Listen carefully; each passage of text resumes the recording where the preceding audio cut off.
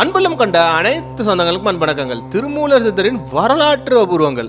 3000 ஆண்டுகள் வாழ்ந்து 3000 திருமந்திர பாடல்களை உலகிற்கு அளித்தவர் திருமூலர் சித்த பெருமான்.